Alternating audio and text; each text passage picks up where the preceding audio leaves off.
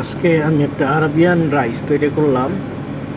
তা প্রথমে আমি পেঁয়াজ, এই আলু, টমেটো এগুলো মশলা দিয়ে সুন্দর করে কষাই নিলাম। আর এই চালগুলো আমাদের দেশে মুগ ডাল আছে গ্রিন, মানে ওই চুকলা ফালাই না, ওইটা না বয়েল করতে ফালাইয়া ওই চাল পরে মনে গ্রিন ডালটা ভিজায় রাখছি 2 ঘন্টা, এবং চালের সাথে পানিগুলো ফালাই দিব।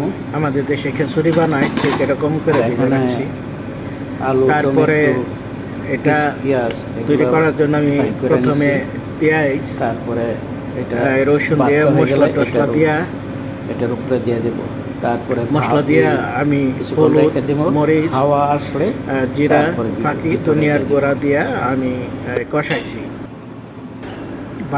ভাতটা হয়েছে, তা ফেনা ফালাই দিয়া তারপরে ওই যে হাঁড়িতে আগে যে কষানো হয়েছে ওইটার উপরে দিয়ে দিলাম। যখন হাওয়া আসবো, ভাপটা আসবো, তখন নামাইয়া এই যে প্লেটের মধ্যে দিলাম।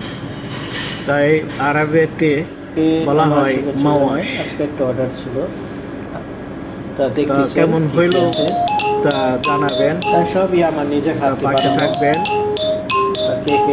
সবই আমার নিজের নিজের হাতে আমি বানাইছি এগুলো। কেমন হয়েছে